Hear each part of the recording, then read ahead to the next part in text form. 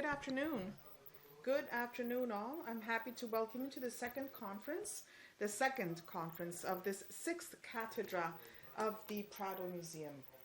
Professor Falkenburg talked about the Cátedra. He talked a little bit about this idea of Bosch and Bruegel as a book of nature. The second conference, we will be talking about entanglement and curiosity in Bosch and Bruegel. Thank you.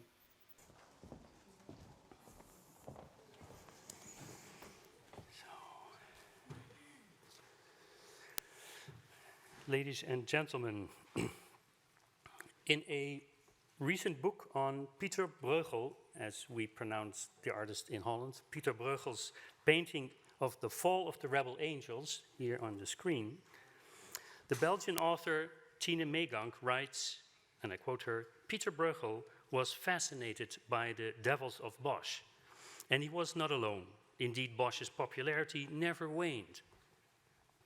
And indeed, Bruegel's art is perhaps the epitome of the popularity of what are called devilries, representations of devils and demons of bizarre and phantasmal shapes that haunt a good part of early 16th century Netherlandish painting.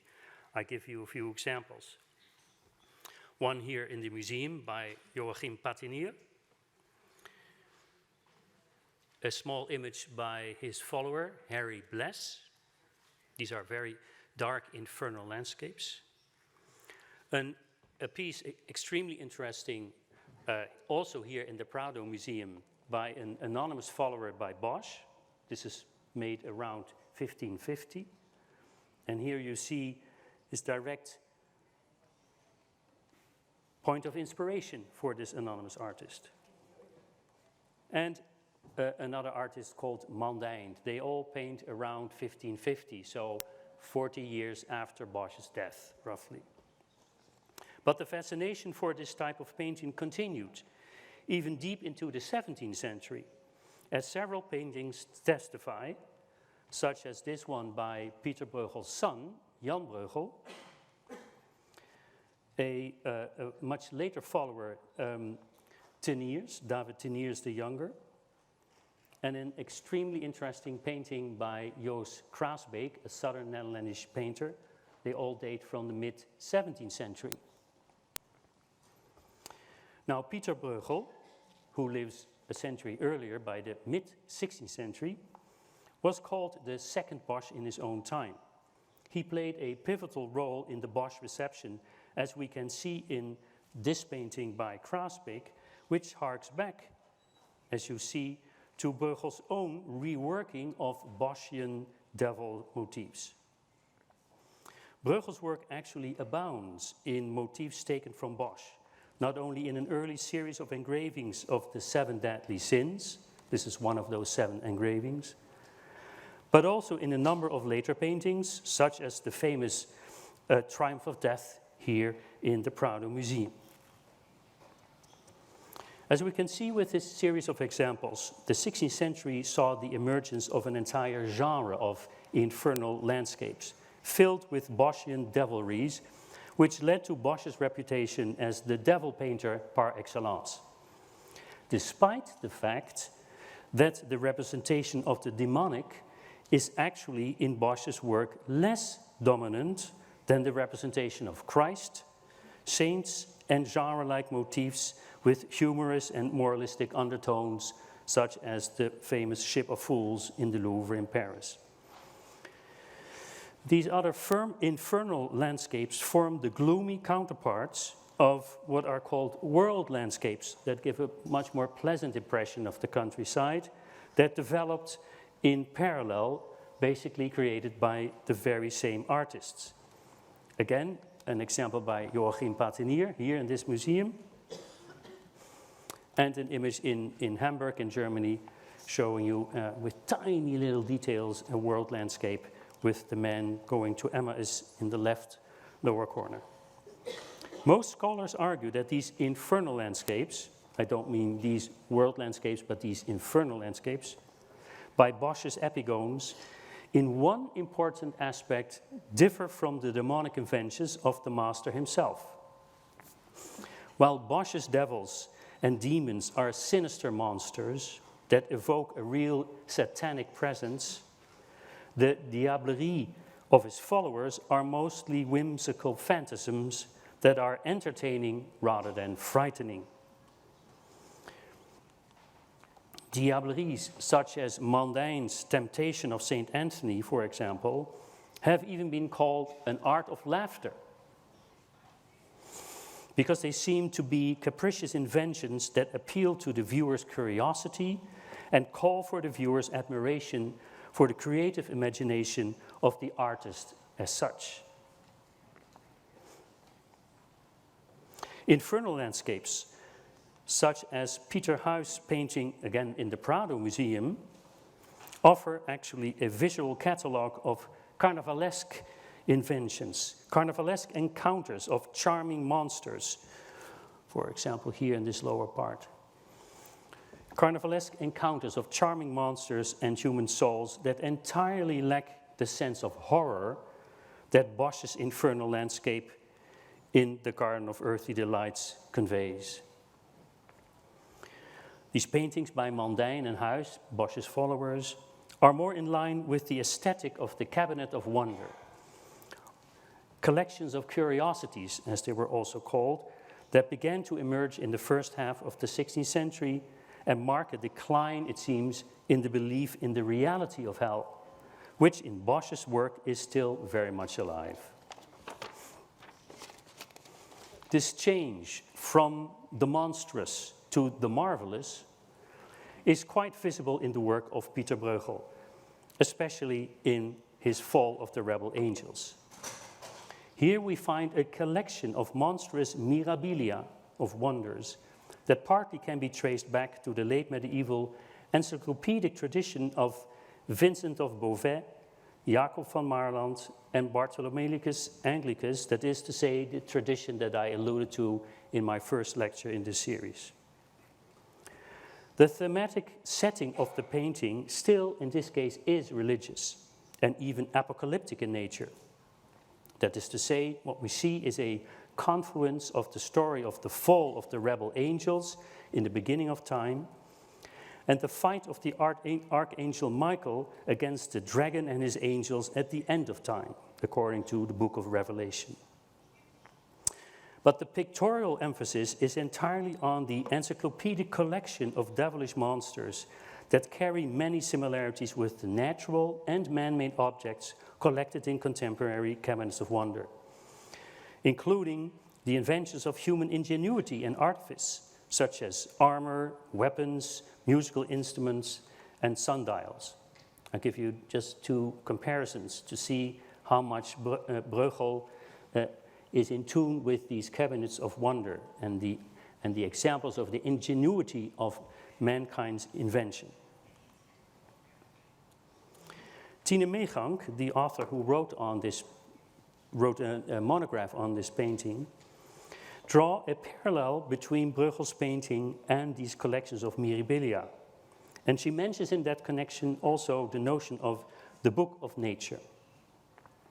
She points in this connection to Abraham Ortelius, the famous cartographer, humanist, and friend of Pieter Bruegel, whose famous cartographic work, Typus Orbis Terrarum, which was known as the theater of the regions of the world, advocates that map with text advocates the contemplation of the visible world as a way to understand the underlying principles of God's creation. Ortelius was a collector of curiosities himself and valued specifically those natural wonders that seemed to show the hand, the artifice of the divine creator. Here, with Ortelius, we see a shift in the discourse on the book of nature towards comparing the divine creator with the human artist.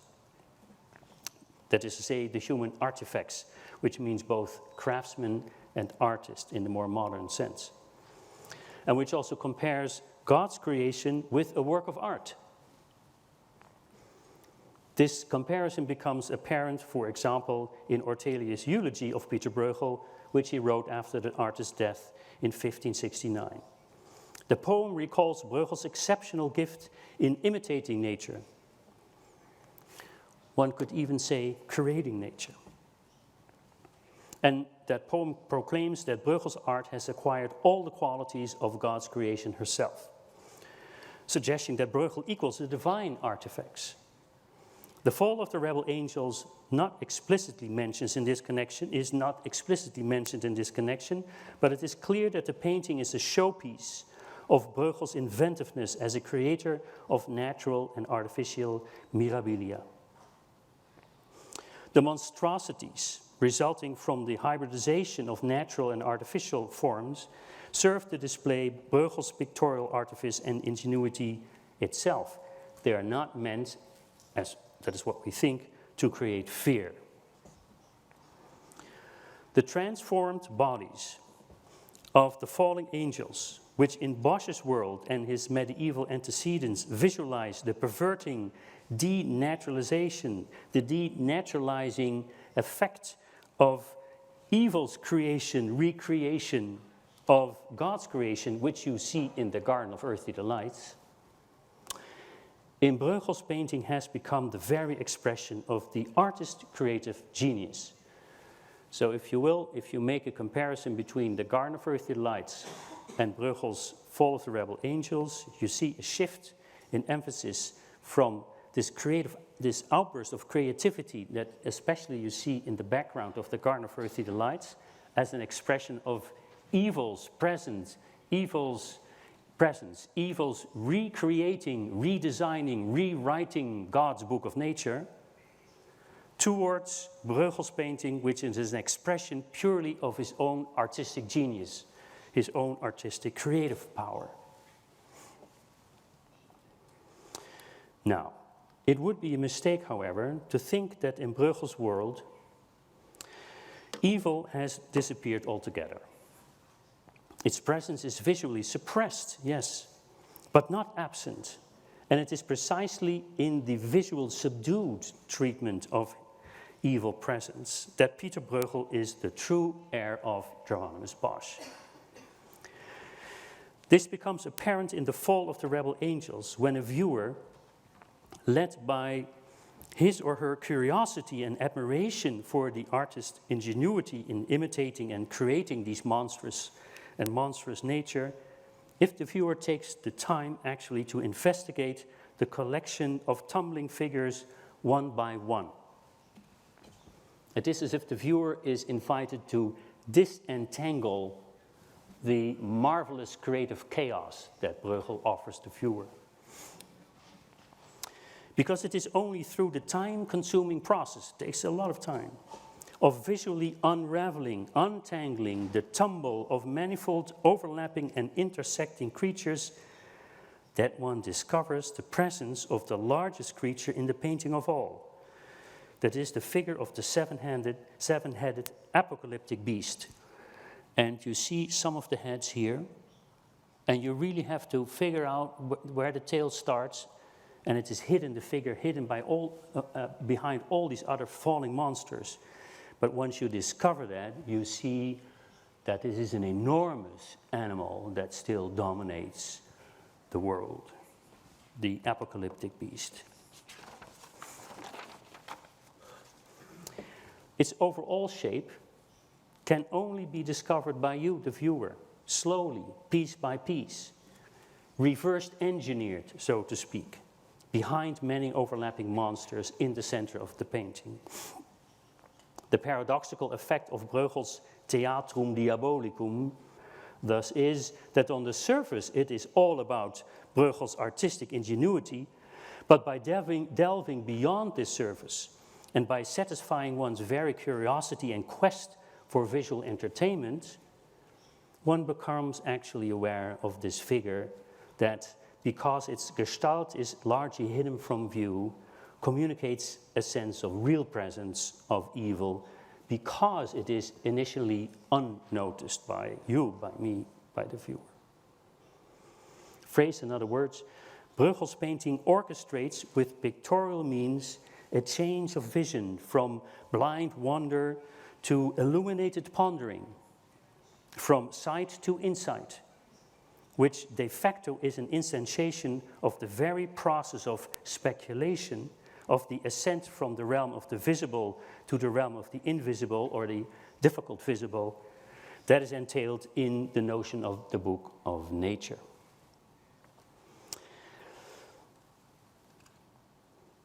The pictorial rhetoric of marginalizing or almost hiding the main protagonist of the painting, good or evil, that pictorial strategy, which we see in this particular painting, we see that also in other paintings by Bruegel, and that can be traced back to the work of Jheronimus Bosch. Especially in his triptych with the Tribulations of St. Anthony in Lisbon, which was here on show still a couple of weeks ago in this marvelous exhibition on Bosch. Here Bosch has actually opposed two altar settings. I'm talking about this particular central section of the painting. I'm talking about two altar settings, one of which remains hardly noticed in the melee of devilish figures. This is the first, and that is actually the second. In the foreground, almost in the center of the open triptych, we see a devilish parody of the Eucharistic ritual. A demonic flock has gathered around a table where a man and a woman with awkward headgears, pagan priests or heretic magicians, hand the believers a cup reminiscent of the Eucharistic wine on the Christian altar. An attendant explicates the parodic nature of the Christian ritual by holding up a pattern where one sees a frog standing on its legs and holding an egg above its head. Here. Clearly a travesty of the late medieval habit of the Mass celebrating priest to elevate the consecrated host so that all true believers can see with the eyes of their heart the true presence of Christ. This is the regular Eucharistic habit. After consecration, the priest lifts the host so that everyone can see the real presence of Christ, which is now in the host. And that has undergone a parody,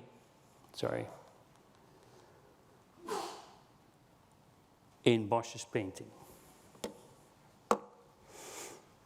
Now the counterbalance to this strange parody is a small scene,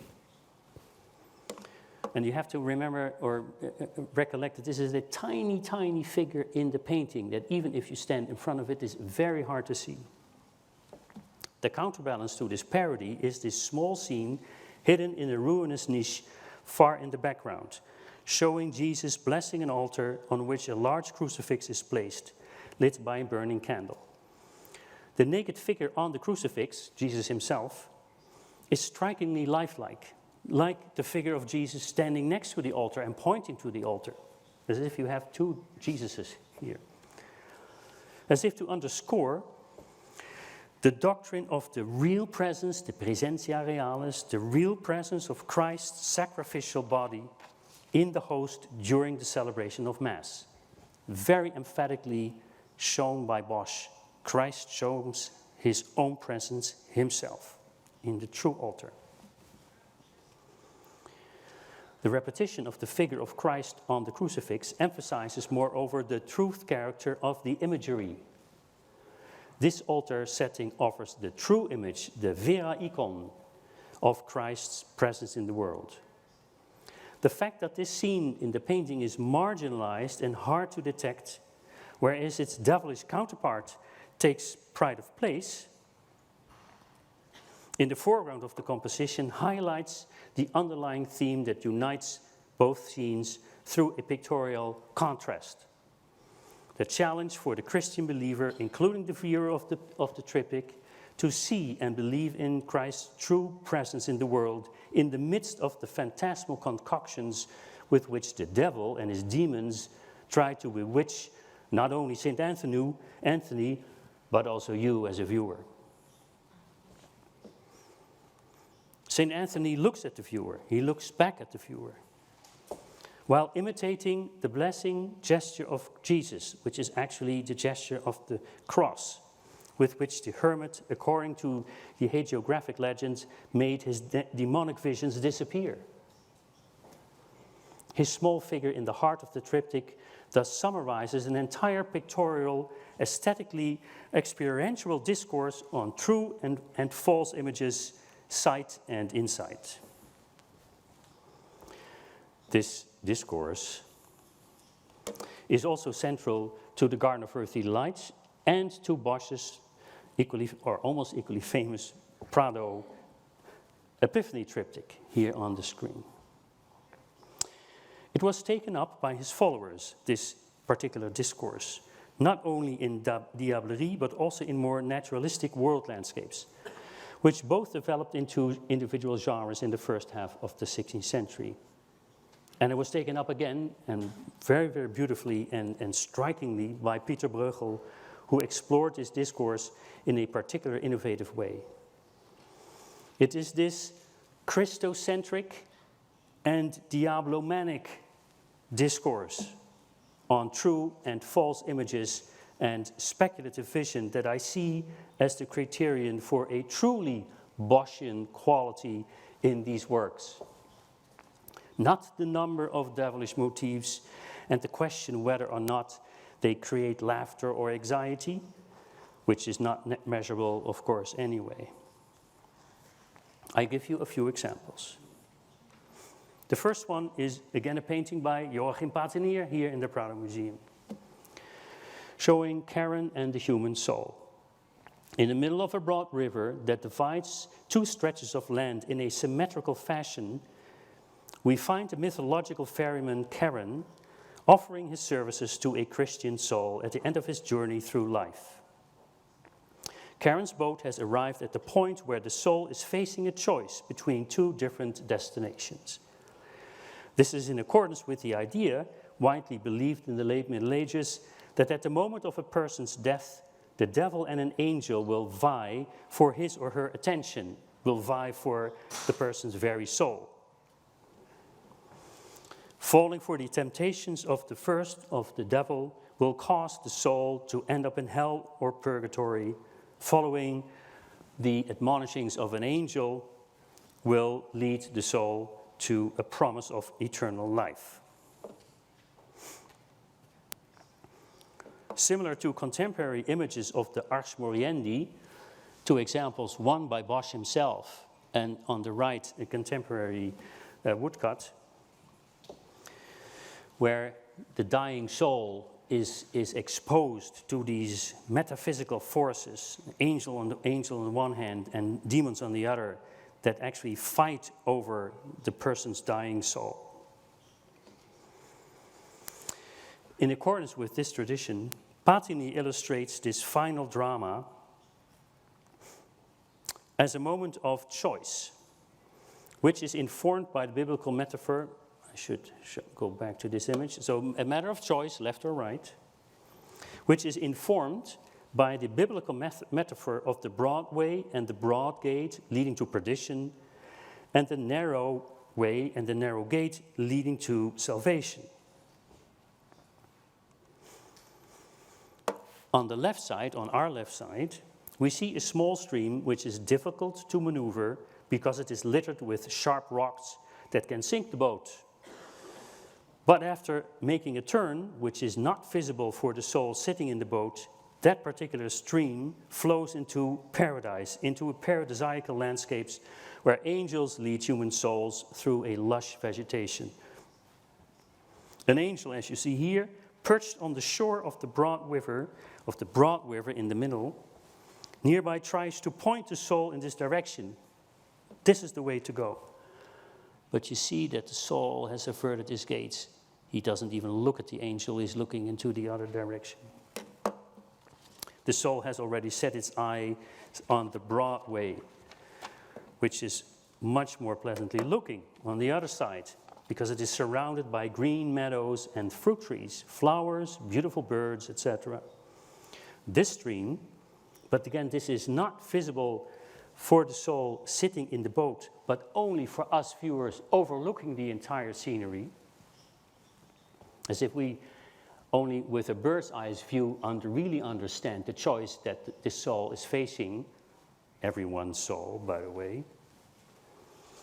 This particular broad stream turns out to flow into an infernal landscape that looms behind the gates of hell, which are marked by a three-headed Cerberus, as you see here.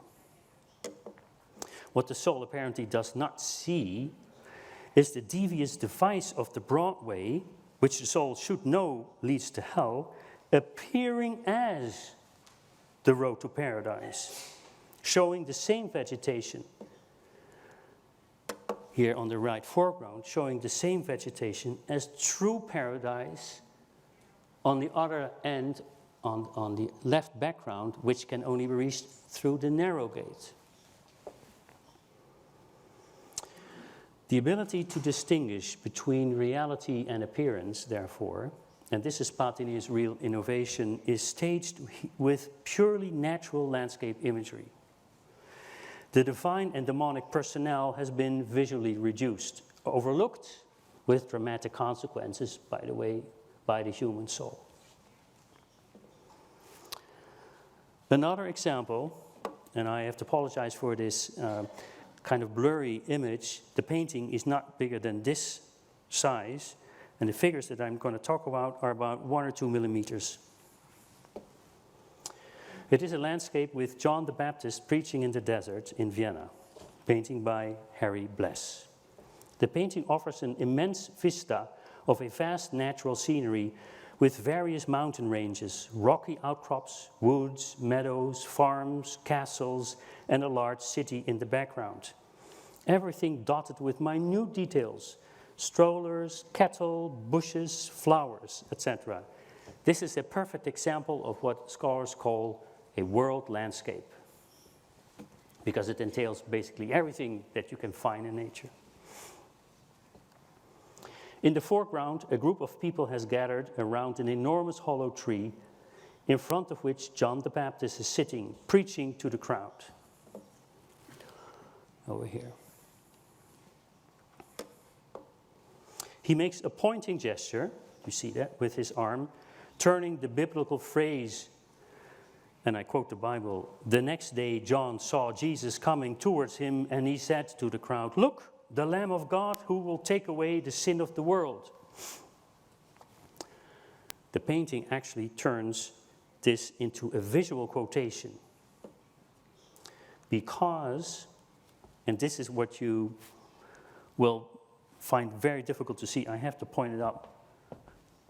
I'm talking about this tiny figure with a tiny halo, just visible. If you know what you're looking for, by the way. One can make out a tiny figure hidden in the woods behind the preacher who is heading in his direction. The figure is so small that only a viewer with knowledge of the story can infer from this minute halo around his head that this is the Lamb of God, this is Jesus. Slightly more recognizable, over here, is a small scene of Jesus' baptism in a stream behind the gathered crowd. The entire painting, including the biblical narrative, invites a very careful scrutiny, in other words, of the tiniest details, piece by piece. It appeals to the same aesthetics as contemporary cabinets of curiosities, that is, the eye of curiosity and wonder. But the possibility to turn the wandering gaze, and the wandering in terms of you wander through the landscape. The possibility to turn this wandering gaze of curiosity into a path towards spiritual sight is only hinted at by these tiny little biblical motifs. There are no overt signs of divine presence or demonic power, or traces of a hierarchically construed multiverse of this world landscape. I refer to this term of a multi-level notions of world that are at stake in Bosch's paintings. The possibility for you, the viewer, to see beyond this apparently secular world and to participate in the challenge of spiritual vision, to see these tiny figures, to see the Lamb of God, is subtly evoked only with a few inconspicuous and marginal motifs, such as this tiny figure with a halo, or on the other hand, over here, the two figures that represent the blind pilgrims, a little boy leading a blind pilgrim through the world, who, of course, exemplify those who will not see.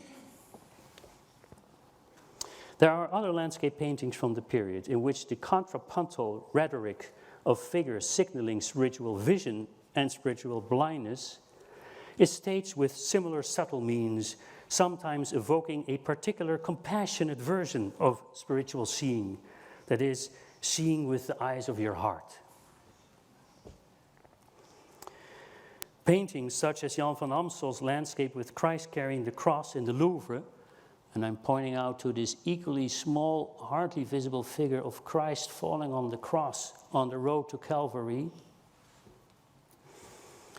Paintings such as Jan van Amstel's painting in the Louvre play this out, this contrast, with a multitude of figures that almost hide the main protagonist from view. The reactions of the crowd accompanying Jesus to Golgotha, where he will be crucified, thematize the whole range of human curiosity in the painting, displayed as spectacles, such as executing convicted criminals. That's thrilling. In Jan van Amstel's painting, it is the figure in the foreground, here, in the foreground, who has turned his back to the procession. Or the peasants in the background who, heading for the market, laden with their produce, literally and figuratively go into the opposite direction. They mark the blindness, the lack of sympathy, and the general attitude of, I'm just minding my own business. I'm talking about, this is Christ going to Golgotha, and here you see the peasants with the hay cart, similar, by the way, as the hay wain here of Bosch in the Prado Museum. So you can imagine that these paintings thematically relate to each other. These peasants, and actually all people, don't care for Christ. And the painting is an invitation to you as a viewer to see Christ, basically to make you experience whether you see and care for Christ, of course. In Pieter Bruegel's version of the theme in Vienna, this attitude of indifference, apathy, and self-absorbedness is elaborated with many more details, such as, to mention only one, striking one, the female companion of Simon of Cyrene, who according to the biblical tale was forced to help Jesus carrying the cross. So the biblical tale tells you the soldiers dragged Simon of Cyrene, and in order to help him, help Jesus carry the cross, who was so suffering so much that he could not even drag the cross to Golgotha. Bruegel places the story in a 16th century setting. It is here and now that the crucifixion takes place, showing the woman, while carrying a rosary on her belt with a small cross attached to it, the woman, the wife of Simon of Cyrene, who is forced to carry Christ's cross, that woman is carrying the cross on the rosary. But she tries with all might to resist and not to make her husband carry the real cross. So she is a hypocrite. So far for the eyes of the heart. One of the most sophisticated paintings in Bruegel's oeuvre that brings out this discourse in an entirely new but actually Bosch-like fashion is his winter landscape in Winterthur. This astonishingly realistic depiction of a winter scene situated in a Flemish village does not seem even remotely related to the idiom of Bosch-ian diableries, of course.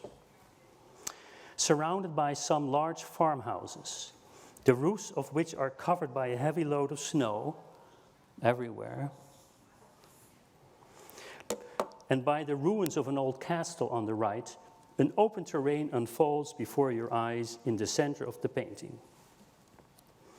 This open space is filled with humans and animals, all engaged in coping, first of all, with the harshness of winter. Many figures bend over and crouch in order to expose their bodies as little as possible to the severe cold.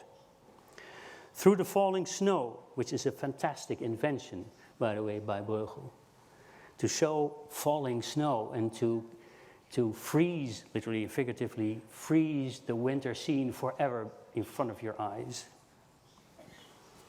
Through the falling snow, one can see men traveling, carrying bags, collecting firewood, fetching drinking water from a hole in the frozen ditch in the foreground, all heading into different directions, some in small groups, some individually.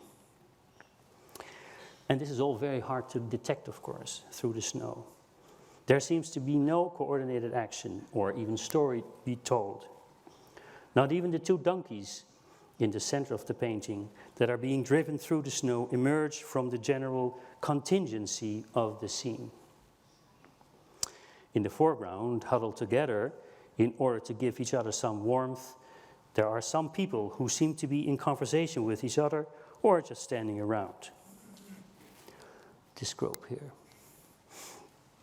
There are some soldiers among them and people in long coats and snow-covered hats.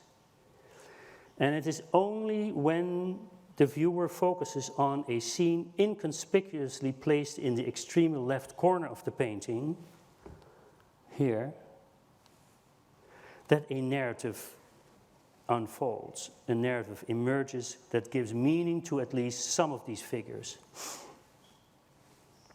Situated in an open, dilapidated structure and merciless exposed to the elements are the figures of Mary and the Christ child to the extreme left, and the kings, the Magi, who have come from afar in order to adore the newly born child.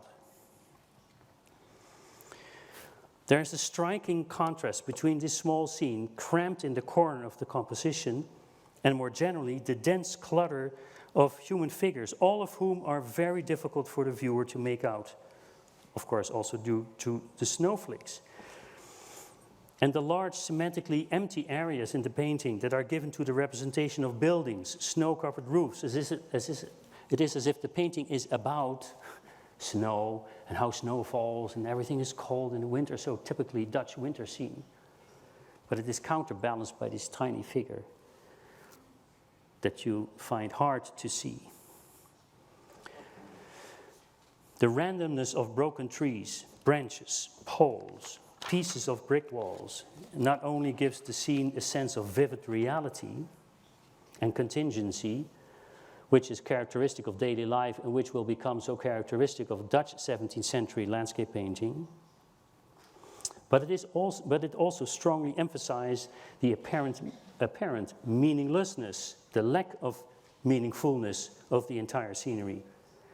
This contingency, that is, the lack of historical importance and drama beyond the utterly basic day-to-day human activities that are necessary to stay alive, becomes the counterpoint, a highly charged counterpoint, once one discovers the Magi, and especially when you understand the challenge to see in the corner of all of this the inconspicuous token of God's presence on earth, something that the Magi saw, believed, and recognized, and that you are now invited to see with your own spiritual eyes.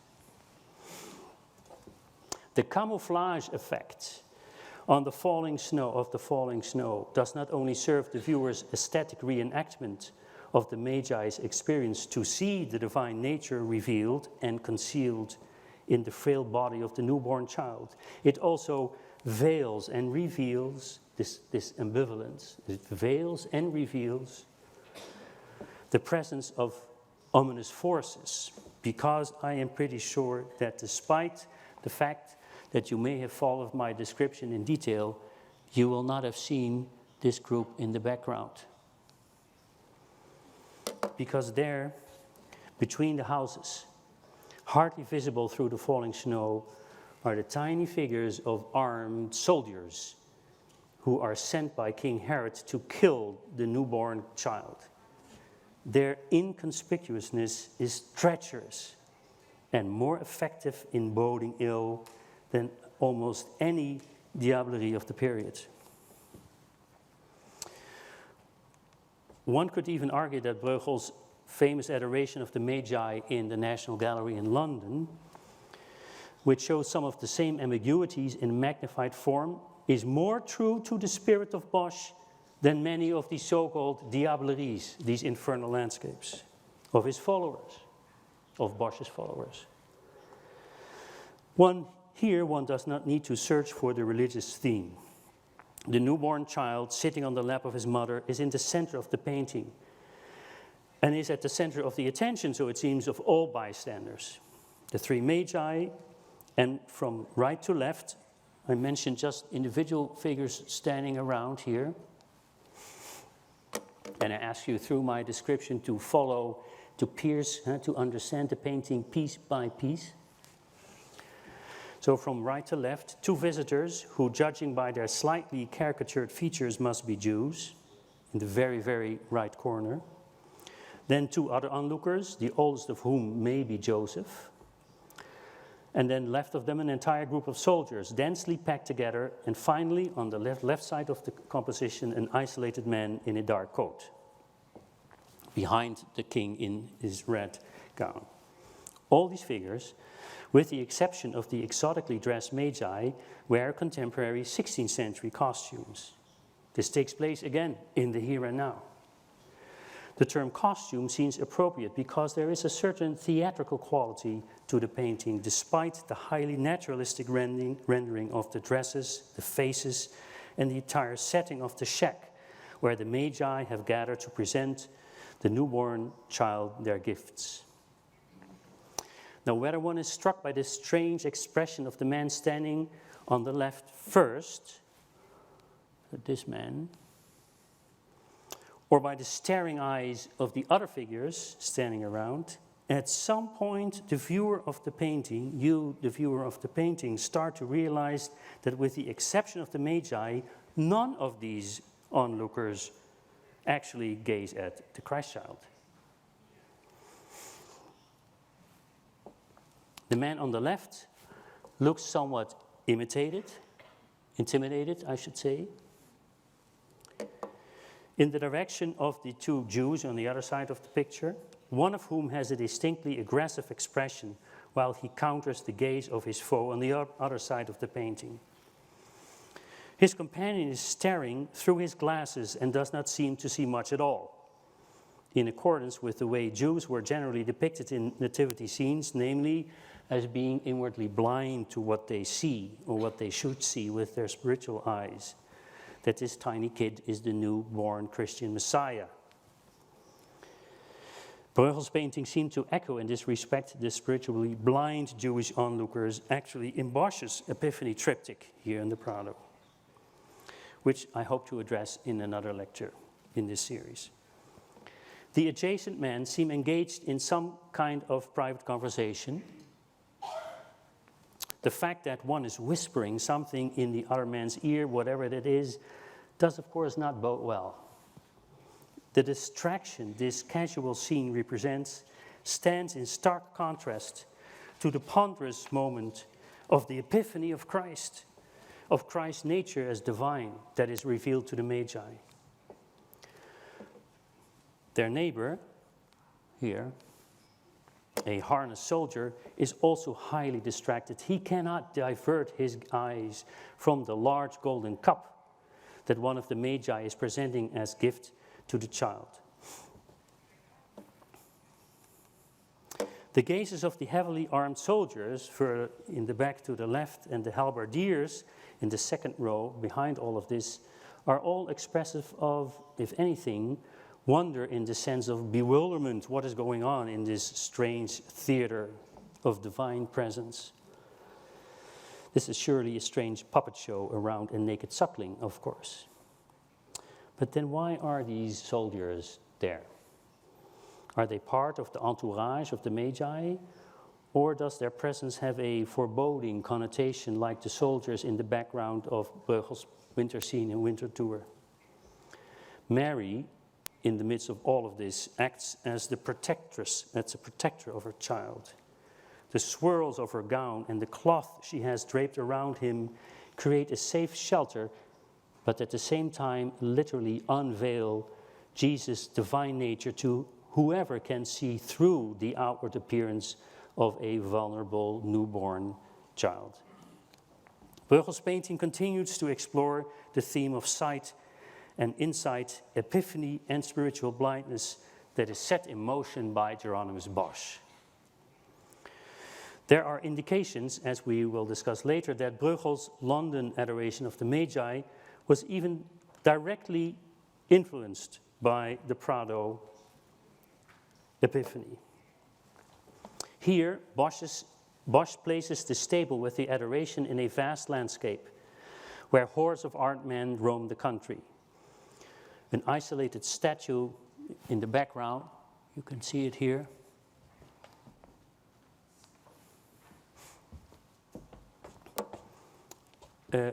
Represents an idol. It is decorated with a half moon, which in Bosch's time stood for both the non-believers, not only the Jews, actually stood for the Jews and Muslims, so and every part of the world that was not Christian. And behind that you see the contours of a large city. The round form of a building in the background indicates that this is Jerusalem. In the foreground we see a bunch of onlookers who, judging by their caricatural faces and especially their strangely draped principle, and I'm talking about this group. So here we have the Magi, 1, 2, 3, Mary and the Christ child, and in the background you have a strange group of people who, to judge by their caricature, the faces that are so caricature-like, and especially the strangely draped cloth of the principle, we must think that they represent the high priest and his crowd that are onlookers and represent the spiritual blindness because they stand and see, but they don't see. The shepherds on the other side, you can see them hardly on the right, show signs of curiosity as well, but it is unclear whether even they have more interest in the exotic royal visitors than in the tiny figure of the Christ child. They are all behind the Virgin and cannot see the Christ child even on her lap. Now, I challenge you to see the painting for yourself and try to find the tiny details that I'm now going to show to you. I bet actually that none of them have ever been striking you, or you may not even have seen them even with your bodily eye. The scenes decorating the gowns and gifts of the Magi represent stories from the Old Testament that were understood as prophecies of the Messiah. I will not today mention them in detail. They are testimonies of the spiritual perspicuity of the Magi. And it is interesting to see that in both paintings, so in this one too, in Bosch and in Bruegel and in Bosch, the concept of wonder is present in the gifts that they have brought along. These are precisely the kinds of finely crafted precious objects that one finds in the emerging cabinets of curiosity. You see the gifts, these are actually mirabilia, wonders of craftsmanship. Now, on the bottom of the painting, very, very small, we see this strange representation. And it testifies that signs of evil are not entirely absent in these gifts themselves.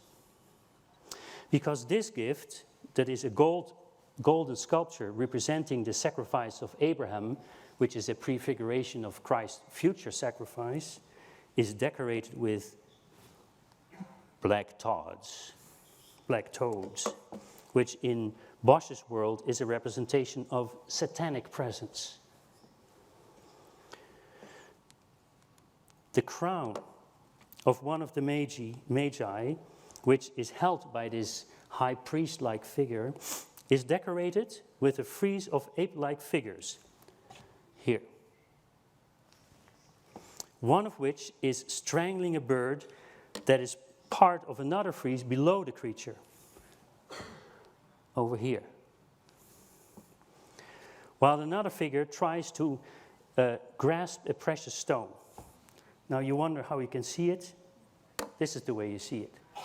If you stand in the painting and you would be close enough, the only way to see it is actually this way. And then something very strange unfolds, because this frieze of apes starts to be vitalized. It has suddenly a vital energy that turns this artificial frieze into alive apes. And what do? They kill one of the white birds in the frieze below, and on the left, one of them is grasping one of the rubens, the precious stones decorating this headgear. Contrary to what one would expect from Bosch's reputation as the devil painter, the devil maker, therefore, the actual representation of evil is very much restrained. You have to see not only with your spiritual eye, but your inverse eye, so to speak. All the more creepy are such details, of course, once the carefully scrutinizing eye of the viewer detects them. It is precisely this restrained treatment of evil, encapsulated in objects of curiosity, mind you, that Bruegel has taken the lead from Bosch. Here you see in the London painting, in one of the gifts of the Magi, also a figure stealing the ruby of the gift, clearly inspired by the Epiphany triptych by Bosch. To me, this signals a serious possibility that Bruegel actually saw the Epiphany triptych.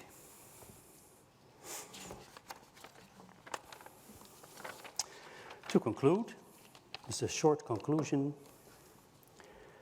These objects embody, in a nutshell, for the viewer of both paintings, two possibilities. One is that you and I will be carried away by our curiosity and amazement for the craftsmanship of their creators, of Bosch and Bruegel. But the other option is to reach a deeper understanding of the marvels of the world and how they can be manipulated by the forces of evil as much as by the divine forces. And that by seeing these manipulations and effect of metaphysical forces on this world, in and through painting, that is how we can become seers of the divine presence in this world. Thank you.